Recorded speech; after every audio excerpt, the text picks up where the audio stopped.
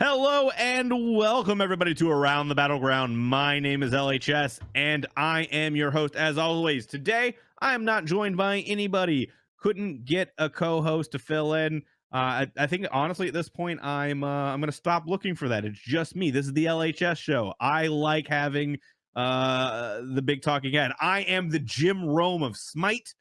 Uh, and couldn't get a interview this week just because everything's crazy. I am looking at a few people. Looking at a player or players from Dignitas, but they're still trying to get settled into their team house. They've got stuff going on there. I'm looking at. I couldn't believe it. I was going into DMs and I was like, okay, hey, I haven't, Neil, me and Neil are good buds. I'll reach out to him. I had never DM'd Neil before today, and that was a travesty. So I'm trying to get stuff set up with him, and then Emilzy as well. He's been on the show a bunch, so trying to get who I can. It's hard because I'm trying to figure who on each team I can really talk to. So I look at SK, right? Who do I have a relationships with? Who is the go getter? Is it Belair? Is it Scary? No, probably not. Sam, I've reached out to him. He doesn't want to talk. Paul, probably, but I don't have that relationship. Neil, right? So perfect. You look at Trifecta, right?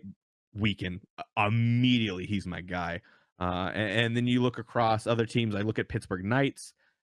The only one I have on there, Deathwalker, no. Adapting, no. Still blocked from him. Zeros, no. Millsy, I've had him on. We've talked a lot. Cool. Rival, fine, okay. But I also want to break out from that too. That's the thing that I kind of get stuck in these ruts where like, oh, I've talked to all the guys that I kind of know and want to talk to.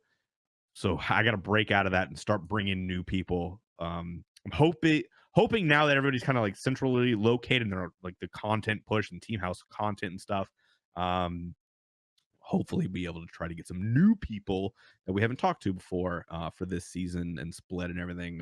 But who knows? I'll keep you posted. I'm still waiting for everybody to get to Atlanta to even try to ask, and that's a big thing too. Is at the start of the season, it's still a little bit like I don't want to be that annoying guy. Like they're still getting settled in, they're still learning everything, they're still getting into their grooves. So I don't want to start hounding people and like try to get them onto the show. It's like okay, I'll take it easy on them for this first phase a little bit, let them get like a month or two under their belts before I really try to start hounding people. And then I've still got some connections at Hi-Rez with the casters and stuff. So maybe we'll go back to the well and try to get Tom. And I really want to get Taco on at this point. I miss talking to her. I think we had a decent exchange, decent chemistry when we worked on the desk together. I really liked our back and forth. So I'd like to like get her on and talk to SPL with her, and then obviously Tom and Hindu, and if I could get Aggro and those guys too. I haven't talked to Aggro on the show yet. Finch we've had, and then Totally too would be a new one. So maybe try to reach out to those guys. But that's kind of more meta show. The show behind the show. I just I want to be open and transparent with you guys, like because I realize that I can talk about a lot of things and I'm cool and interesting and hip and with it, but you guys are largely here for talking to the players or coaches and getting like that kind of point of view. So I get it. So I want you guys to know I am working on trying to get all these things in the behind the scenes and get these things going. So we'll move on from there. We'll talk about this week's SML. Let's go look at the standings we've had. Let's start with EU SML.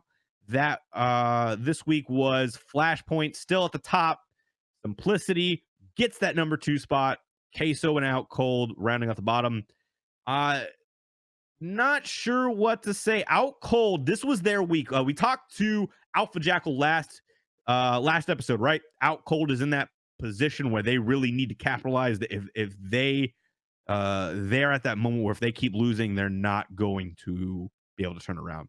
And so they had the best draft that I've seen in competitive play so far, I feel like, and they were not able. I mean, I tweeted out at the time, if Out Cold Gaming doesn't win with this draft, they're not going to win anything at all.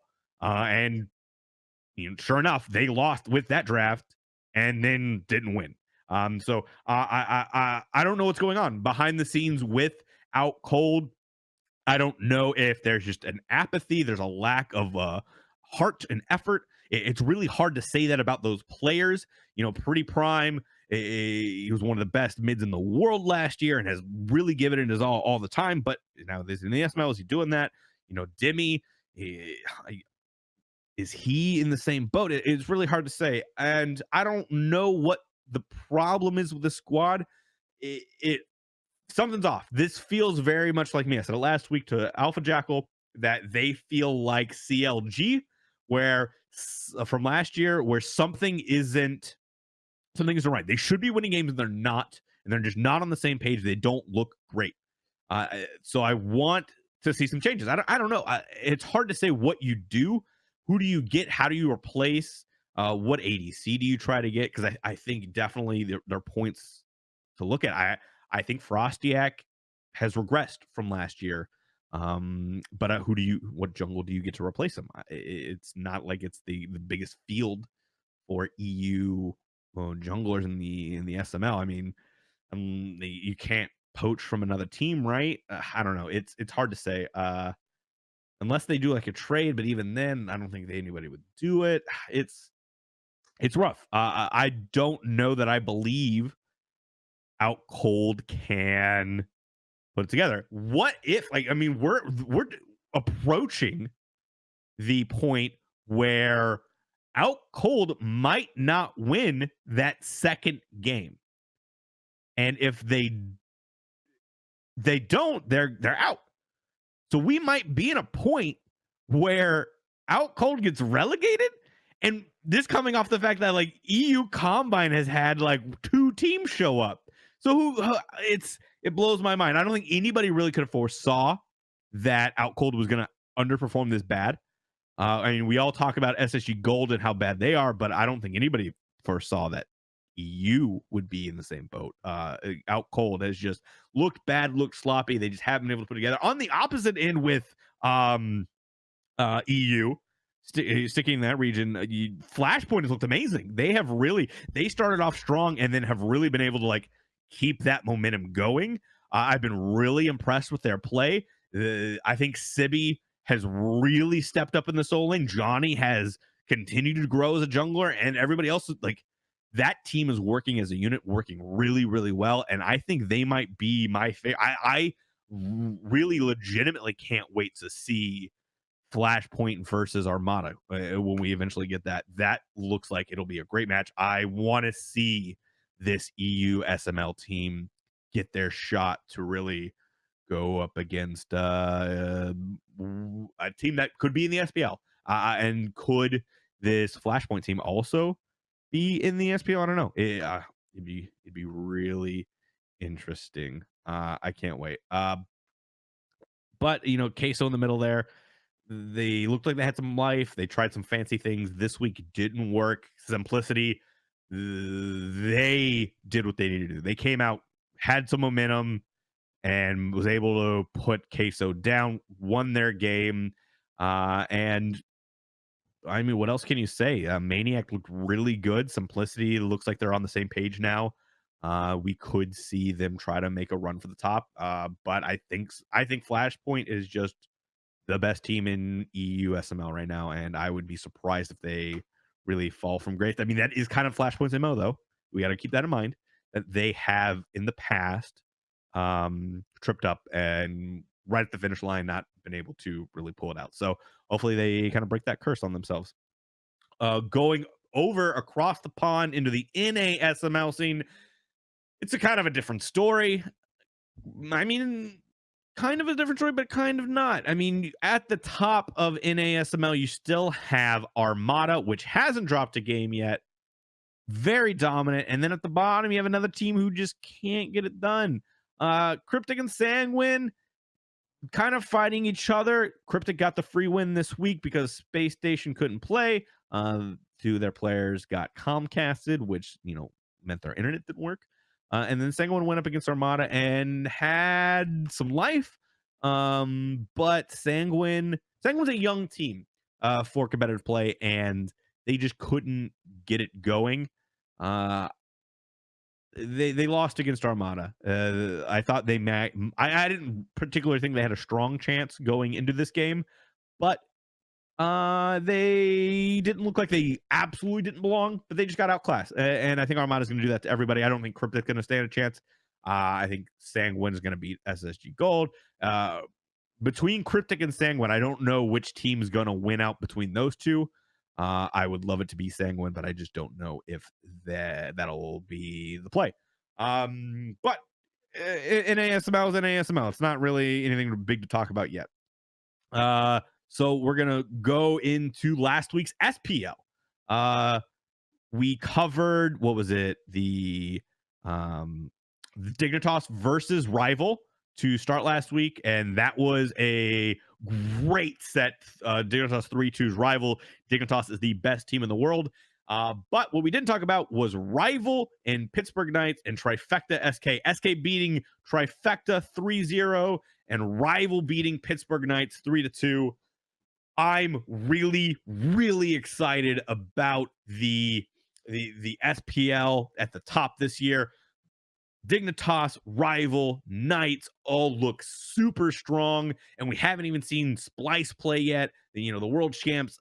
I can't wait to see what we're gonna get. With Rival and the Knights. Going into this, I was hopeful that the Rival squad was going to give Knights a run for their money. I was hoping, we had Dignitas beat Rival, but then we have Knights beat Rival. Like, who we have Dignitas at the top, right? They've beaten both Knights and Rival at this point, but now we have this kind of nebulous situation. It's like, okay, who's number two? Is it going to be Knights or is it Rival? We got our answer. It's Rival. But I don't know if we play these games 10 times out, 10 times out of 10, is it going to be Dignitas? More often or not, who's going to end up? And I think it's really too early to call.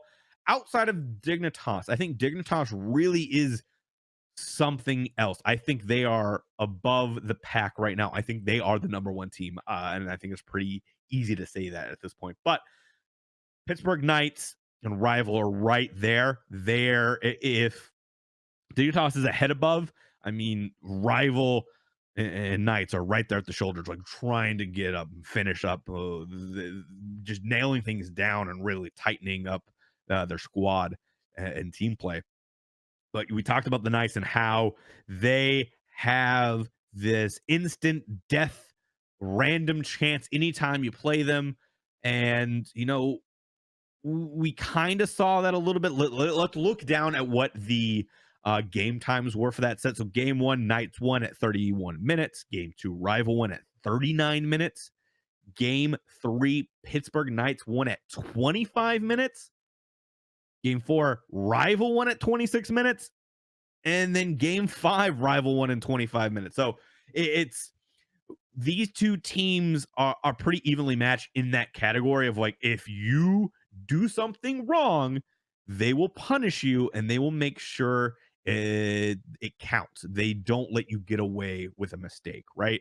And that's a big thing on both sides. Like, usually the Knights don't really have anybody that can punish as well as they can in that regard. But I think Dignitas and Rival this year both have shown, hey, we're just as capable at punishing off of mistakes as you are. And the Knight squad is still working it out, trying to figure out how to mesh everybody together. You look at that last game, Adapting went 0-5-1 on the circuit. That's a rough day. I can't remember the last time that Adapting had a game that bad. Is that one of the worst games that Adapting's ever had? I really genuinely don't. After this show, I'm going to at SNK because he'll know. He's the stats guy. He's got to know. But that's crazy. 0-5 for Adapting. That's crazy. And then on the other side, you look at Rival. Fino K was able to manhandle Deathwalker. I haven't seen a soul laner able to stand toe to toe with Deathwalker in a while like that. I mean, I've talked about how Bel Air was able to stand up to Deathwalker, but this was something different. Maybe, now that I'm saying that, has Deathwalker kind of lost a step now that he's playing on land with all these other soul laners? Is the gap in the soul lane as smaller than what we anticipated. It'll be really interesting to see the longer this split goes. I'm excited to see if these other solo laners have something more to show. But Deathwalker just seems to not be where he used to be. And I wonder if that is because him and Adapting aren't on the same page. You look at what Death and Ice used to be able to do, they played very tightly together, and Adapting doesn't really do that at this stage. And I wonder if that's something that they will address.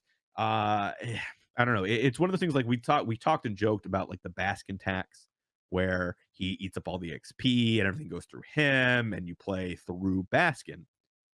Well, Adapting kind of the same thing where you play through Adapting and he's eating up all the XP that he can and you're looking for him to make plays. Uh, I don't know that they'll Adapting will make a switch to have a more setup oriented style of play. Like I think you put Captain Twig with Deathwalker, and that's an amazing duo right there. That's an amazing solo jungle combination. Just look Captain Twig and Fine OK, right? Like that's essentially the same thing you would get with Captain Twig Deathwalker, I feel like. And we're seeing, the results on this side. Fine OK is playing out of his mind. I think could be the best solo laner in the world. I'm looking forward to seeing him kind of clash with Deathwalker more again, and then clash with Variety again. It'll be really good. Uh, you know, Pittsburgh Knights rival definitely lived up to its hype, and I'm really excited for that. Uh, but I don't know. I don't know. It's hard to say. It's hard to say that rival don't win this 9 out of 10 times, right? Because of how they dominated the last two games. Like that was a very dominant performance. But I don't know.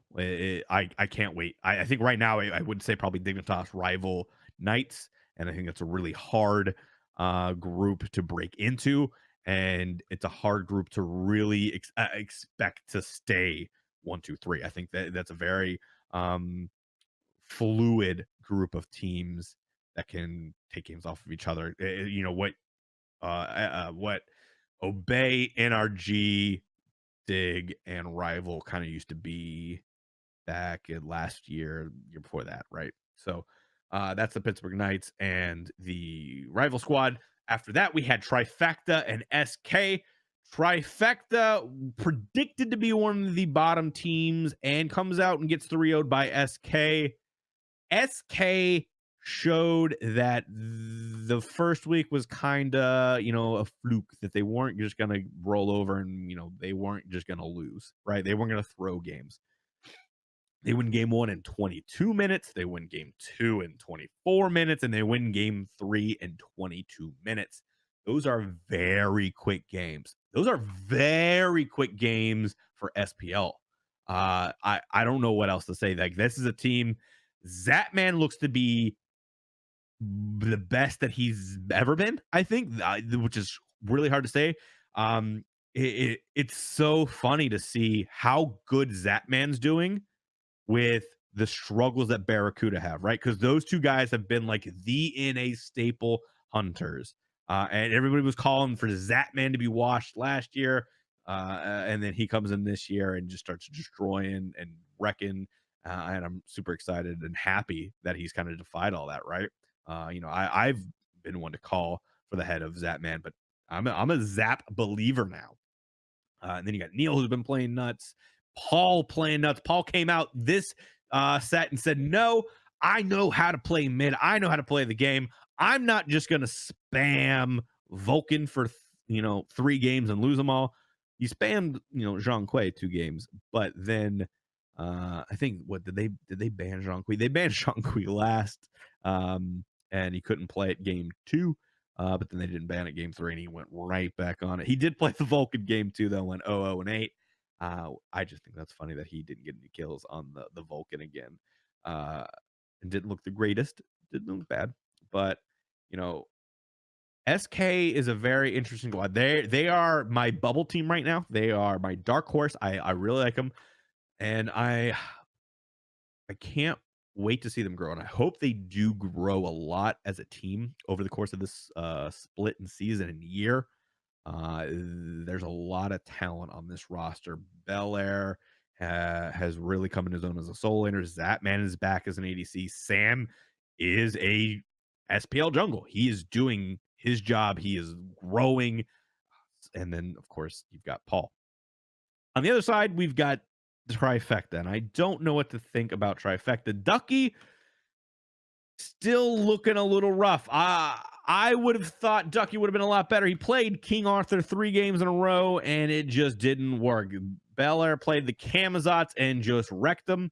Wrecked them game 1, went 8-0-5. Ducky went 0-5-2. Game number 2, Belair went 5-2-2. Ducky went 2-2-5. And then game number 3, Ducky went 1-4-3, and Belair went 1-0-8. And there's a lot that you can read into in that. I don't like the salty runbacks. I don't think they ever work. I mean, Trifecta had an idea what they want to do, but then they just couldn't do it. They could not execute. Uh, this is a problem, and it's hard. It's hard to say it's on them or anything like that because none of these teams have had quality practice and scrims together.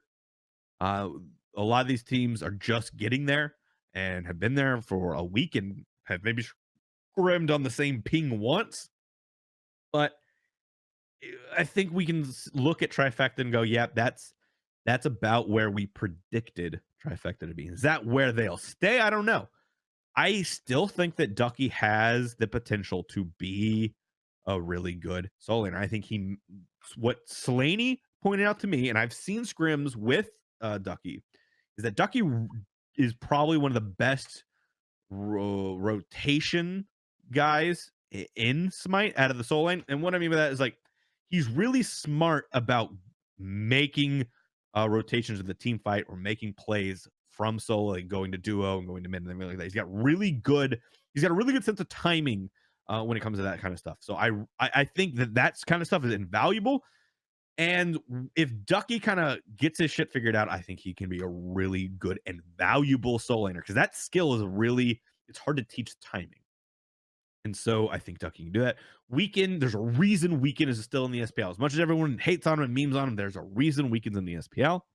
I think that he problem here. And I think Lasbra is having a lot more growing pains in the mid lane than what Panda Cat is, for sure. Lasbra is not quite used to the positioning, to the dance that you have to do as a mid laner in the mid lane and in fights, and he just kind of gets caught out and is in places he shouldn't be. Lasbra needs to really tighten up, and I think that'll come as he plays the role more. He's a smart player. He's a good player. He's got great mechanics. And I think the longer that he sits in that mid lane, the longer he gets to play, the more comfortable he's able to get. I think he'll start to come up. Eonic is easy to point out as needs work, right? Right along with Jeff Henlow, right? He went 0-6-5 on Sylvanas, 3-4-2 on the Achilles, and then 2-5-4 on the Neja. Didn't look the greatest. But he's kind of been out of competitive for a little bit, so he's got some rust to shake off, especially on LAN. Everyone's kind of playing at a higher level, so he's getting trial by fire essentially, and I'm not ready to write him off yet. And then Wowie went 0-3-1, 0-2-4, 3-2-7. Just nobody looked great, right? And I think I'll give Trifecta the mulligan for this one, just simply because they haven't really played together, and this is their first game. SK's been there for a couple weeks. They had to play the Knights. They've got really good tape. I think that SK had a lot more going for them in this set than what Trifecta has. I would not say that 10 out of 10 times SK wins this. I think we'll see these two teams kind of move closer. Well, I think right here, if this is the benchmark, right? I think Trifecta rises to where SK is right now, but I think SK has more growth to do from here. So we'll see who's a bigger riser or anything like that as we move forward. All right, so that's last week. looking ahead, looking at today, we had let's look at our graphic here. We had Luminosity versus E United. E United 3-1 Luminosity. And they started off the game. E United lost game one with Chapo Jungle. And then as we're getting into the picks and bans of game number two, Ice Ice Baby plane landed and he was able to take over. And then E United wins 3 games straight. This was an interesting set. Luminosity, another one of those teams that people had as a bottom team. E United, a team that has a lot of.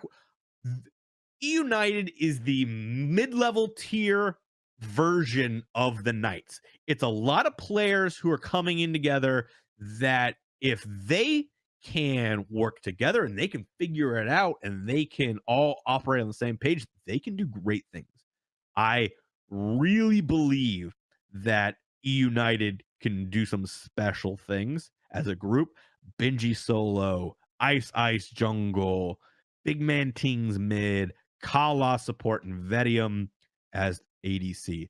None of those guys are really superstars on a team. Benji, maybe, right? Benji and Kalas. I don't think Ice Ice was the superstar on the team. I don't think Kalas was the superstar on the team. Definitely had games and sets where they were MVPs for the team. But I think overall, Rival was Deathwalker. Rival, I think Wolfie fell off pretty hard. It's hard to say him. Ice Ice had his moments too, but he was streaky, I felt like. Maybe Collis. Maybe Collis is the other guy who was a superstar. So you got Benji and maybe Collis. I would put Collis over Ice Ice, I think. But Vedium's been around in a while. He's the vet. Vedium the vet. I'm hilarious, I know. Big Man Tings. A lot of people weren't high him as a mid laner. I liked him as a mid laner. I think he showed a lot of promise, a lot of potential. But just there's a lot of competition, a lot of stiff competition for what you can do as a mid laner, right? And so he just didn't measure up to Pretty Prime. He wasn't Pretty Prime, but he had an amazing Discordia, and that told me a lot of things. So I like Big Man. And this team, before today, they hadn't played on the same ping, right? That was something that definitely happened. This was the first game they played all together on the same ping, and they were able to find their wins. They looked a little rough with Chapo, but that's to be expected. He's a sub, and when you're playing at SPL level on LAN, having a sub really hurts you, which, Luminosity wins game one. Luminosity on the other side, so you got Zalia solo, Mollusk jungle, Oceans mid, Kiki support, and Joshi ADC. None of these guys are the guy. Kiki has always kind of been the role player on the team. Joshi is a SML guy who got called up. I think he got called up too soon, but we'll see how he progresses. Maybe he can be the next guy. Oceans, guy who's been there, hasn't been there, and then is back again. Mollusk is a pretty good guy, pretty good player, kind of good at Smite. Zalia, a lot of people think is the reason why Obey maybe didn't win more games, but I think Zalia is good. I think he's a good anchor out of that solo lane and allows them to do some weird stuff. Speaking of weird stuff, LG is my new favorite team. They pulled out 4 different starts or 3 different starts at least, and it was stuff out of my dreams. I think they found my Google Drive and started reading some of my notes and ideas because they definitely implemented stuff that I've been calling for about a year. But I have also been pretty public about calling for certain things. The duo starting, the solo starting a duo is something I've been calling for. And I really like the ADC starting and solo. I really liked the stuff that Luminosity did, and I liked how they experimented, and I think that'll work.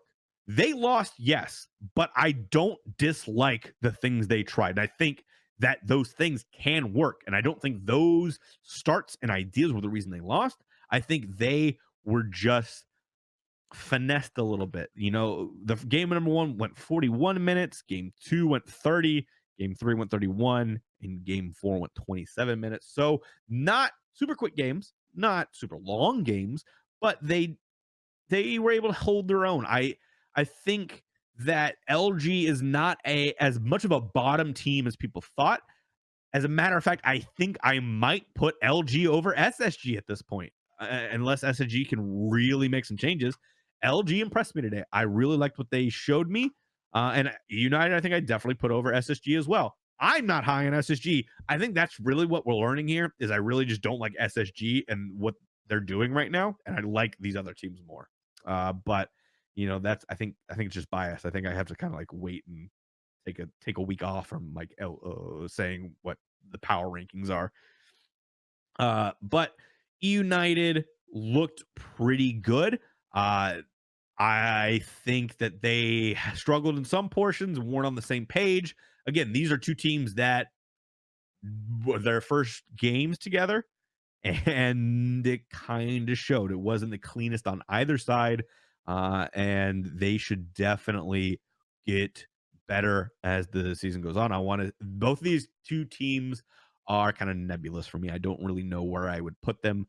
LG didn't look awful, but United didn't look great at the same time. It's hard to say. It's I think these games could have gone either way. I think these guys were pretty evenly matched, which excites me because that means LG is not trash ass bags as everyone was expecting, and I like that. That means the SPL is more competitive than we originally thought, and we're not going to have like three bottom teams potentially. I think I think this has potential to be like one of the most competitive Smite seasons yet, and I'm really excited about that now that we've seen United and LG go against each other. Again, we'll have to really wait to see what they do against, SK versus, some of that higher competition. There's still a lot of room for trifecta, for LG, for United, to all kind of peter out. We're still waiting on Renegades. We're still waiting on Splice. We're still waiting on these other teams, right? And so it's really hard to gauge. I think we have a good idea what Dignitas is, what Pittsburgh Knights are, what Rival is. They are at the top. They kind of are encapsulated in the upper echelon. Then you've got SK, and now SK is that second tier benchmark, right? How do these teams match up against SK? Trifecta, LG, United, I think are below SK right now. Are they in the same tier? Maybe. We'll see. It'll be really interesting to see how that all plays out. But United gets the 3-1, gets the W here today, but doesn't look convincing, doesn't look very strong doing it. And I don't know. I say that as like they didn't look like it was all part of the plan. Like they planned it, like they didn't execute perfect. There's a lot of problems with their game, and they have a lot to work on moving forward. I mean, obviously LG does as well. They lost, but United, for me to get on their hype train more, I really like them. I want to put them right up there with SK, but I can't yet. I got to see more from them. So that's today's games. Looking ahead, we'll look at making some predictions here. We've got Dignitas versus LG tomorrow and E United SK tomorrow. So, like I said, looking at E United, can we put them in SK's category? I don't think. If I had to guess what we'd see, I think we're gonna see SK over E United pretty easily. I just don't think there's enough time for E United to really have figured it all out to get on the same page. I think today, was trial by fire, and they'll have a lot to kind of go back and like, here's what felt right, here's what felt wrong.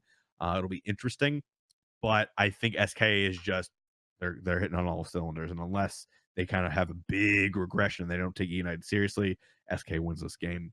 And then obviously looking at Dignitas Luminosity, unless Luminosity comes out of nowhere and has the best damn VOD review session that has ever happened in the history of any esports tonight, they're going to lose 3-0 quick games tomorrow against Dignitas. But that's not ruling out they could have that VOD session from the gods and learn all the secrets to Smite.